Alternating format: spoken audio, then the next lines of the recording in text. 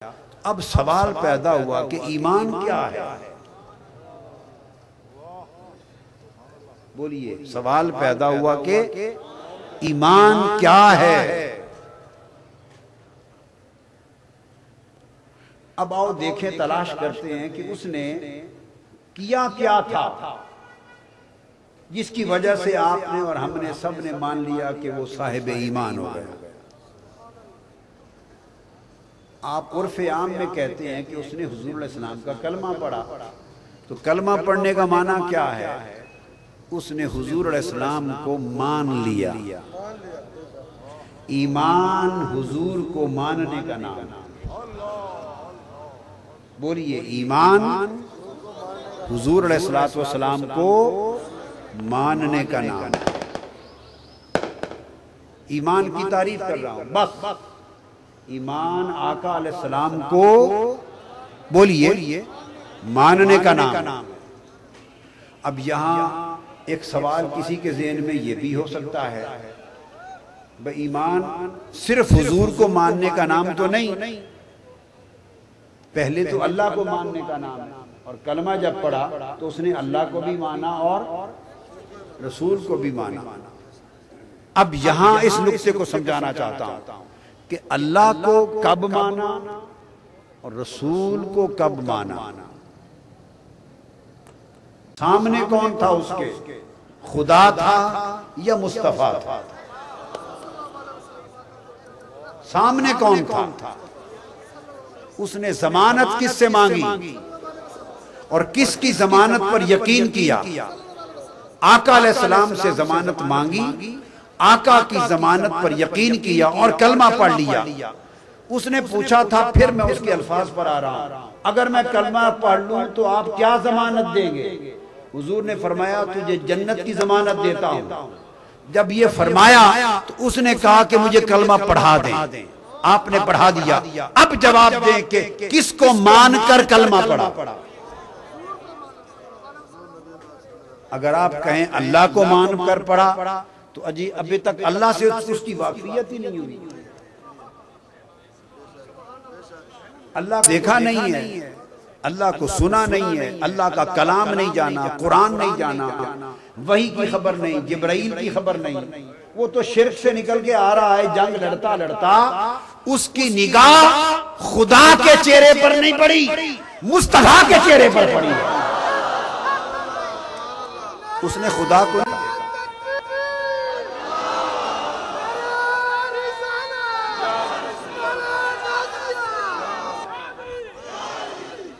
آیا تو جنگ کرنے تھا، سواری پر تھا، لڑنے کے لیے آیا تھا، لڑ رہا تھا، یکایک نگاہ ایک چہرے پر پڑی، وہی ٹک گئی، رک گئی۔ اس نے کہا کہ اس چہرے پہ کچھ ہے،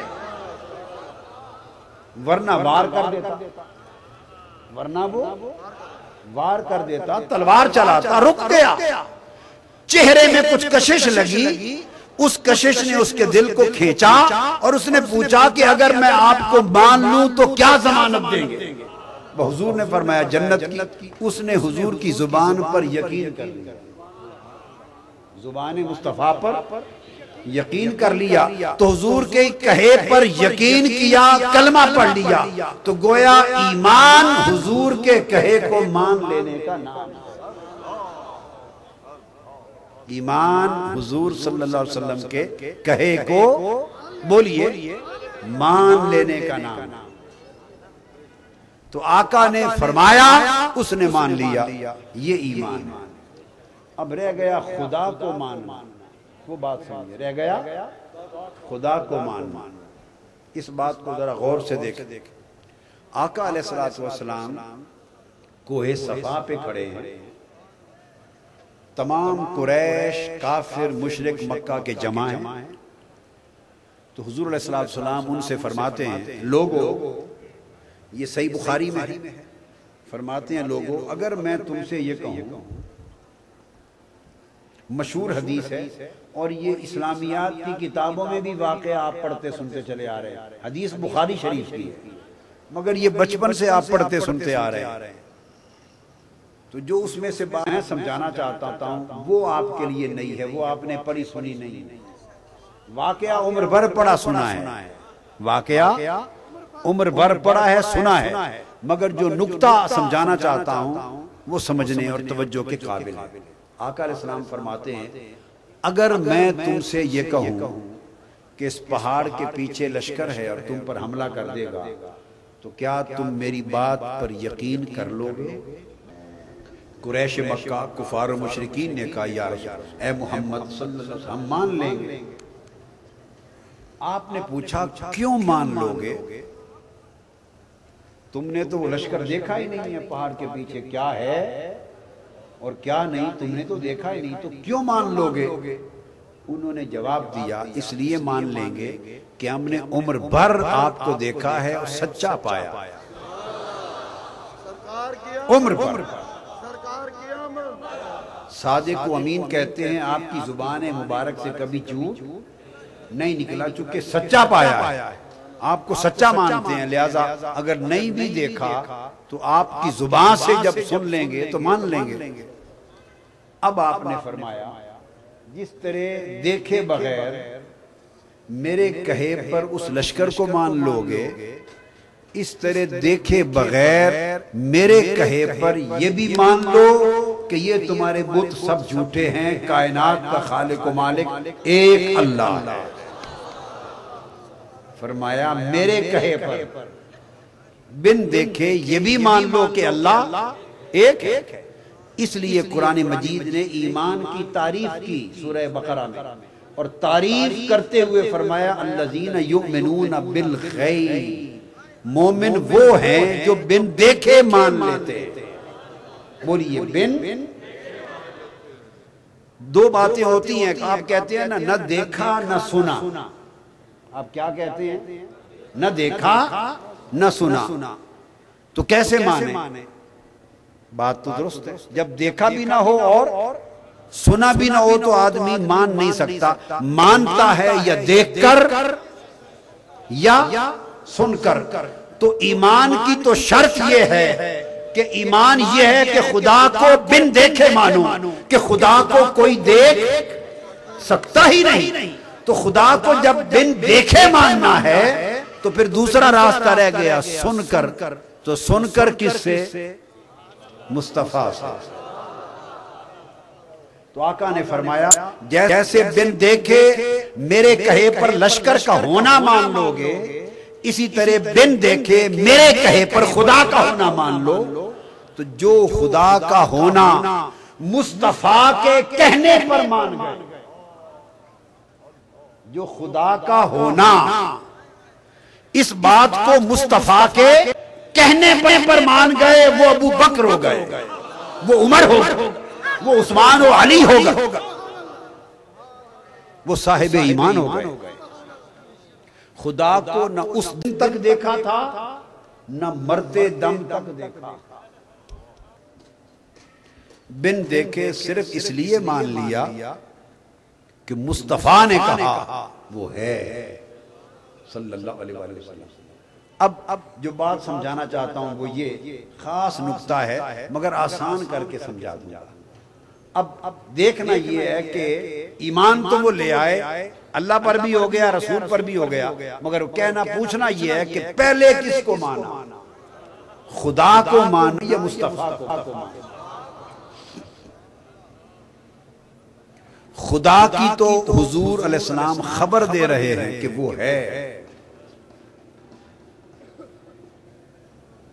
خدا کے ہونے کی تو خبر دے رہے ہیں، توحید کی تو خبر دے رہے ہیں کہ وہ ہے، ایک ہے۔ اور جو خبر دیتا ہے اسے کیا کہتے ہیں؟ آپ لوگ کیا کہتے ہیں؟ مخبر۔ بولیے جو خبر دیتا ہے اسے کیا کہتے ہیں؟ مخبر۔ کیا کہتے ہیں؟ خبر دینے والے کو کہتے ہیں مخبر، خبر دینے والا، اور جس کے بارے میں دی جاتی ہے اس کو کہتے ہیں خبر۔ اب اگر ایک شخص آپ کو یہاں آ کر بتائے،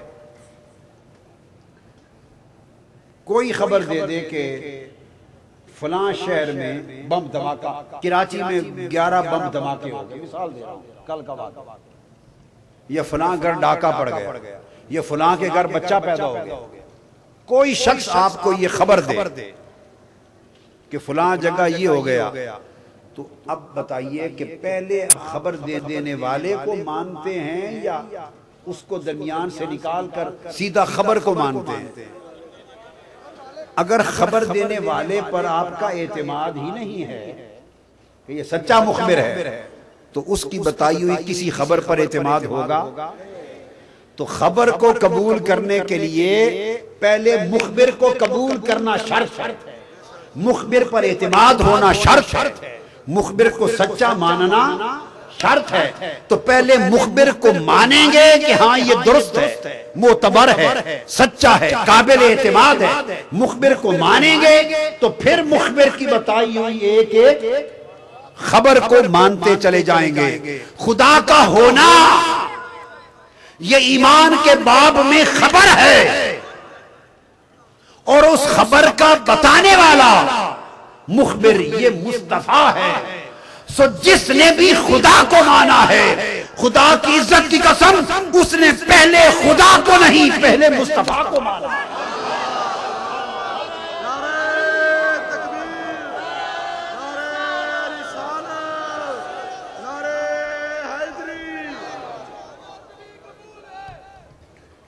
اس نے پہلے مصطفیٰ کو مانا ہے۔ حضور نے فرمایا وہ ہے۔ اب آپ اس تسلسل کو سمجھیں، ہم مان چلے گئے جی ہاں وہ ہے۔ حضور نے فرمایا وہ ایک ہے، ہم نے مان لیا ایک ہے۔ حضور نے کہا نہ دو ہیں نہ تین ہیں، ہم مان گئے نہ دو ہیں نہ تین ہیں۔ حضور نے فرمایا یہ اس کا کلام قرآن ہے، ہم مان گئے قرآن ہے۔ یہ جبرائیل لایا ہے، مان گئے جبرائیل لایا ہے۔ فرمایا یہ کعبہ ہے، مان گئے کعبہ ہے۔ فرمایا یہ نماز ہے، مان گئے نماز ہے۔ فرمایا حساب و کتاب ہوگا، مان گئے حساب و کتاب ہوگا۔ فرمایا قیامت کے دن اٹھیں گے، مان گئے جی حضور اٹھیں گے۔ فرمایا کوئی جنت میں جائے گا کوئی دوزخ میں، مان گئے حضور کوئی جنت میں جائے گا کوئی دوزخ میں۔ ارے داروغہ والا کے اجتماع میں بیٹھنے والوں، قسم کھا کے بتاؤ ان ساری چیزوں پر جن حضور نے فرمایا فرشتے ہیں، مان گئے حضور فرشتے ہیں۔ جتنی چیزوں کو مانتے پھرتے ہو، کسی ایک کو بھی آنکھوں سے دیکھا؟ کسی ایک شے کو بھی آنکھوں سے دیکھا ہے؟ نہ خدا کو دیکھا، نہ اس کی صفات کو دیکھا، نہ ملائکہ کو دیکھا، نہ عالم امر دیکھا، نہ قرآن کی وحی کو اترتے دیکھا، نہ جبرائیل کو دیکھا، نہ قبر کے اندر کو دیکھا، نہ باس بعد الموت دیکھی، نہ قیامت دیکھی، نہ حساب کتاب دیکھا، نہ دوزخ و جنت دیکھا۔ ارے ایمان مجمل ہو یا مفصل، جو کچھ ایمان لیے پھرتے ہو، اس کا ایک ایک جز بھی صرف اور صرف مصطفیٰ کے بتانے کا مانا ہے۔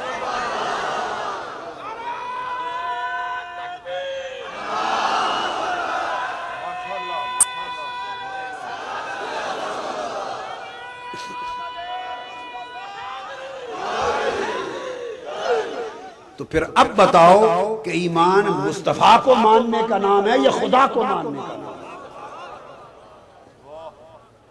مصطفیٰ کو مانا تو اس کے ماننے سے خدا کے ماننے کی راہ نکلی۔ حضور کو مانا تو حضور نے خدا منوایا، ہم نے حضور کو مانا، حضور نے ہم سے خدا منوا لیا۔ ہم حضور کی بارگاہ تک پہنچے، حضور نے خدا تک پہنچا دیا۔ تو گویا ایمان اصل میں حضور کو ماننا ہے صلی اللہ علیہ وآلہ وسلم۔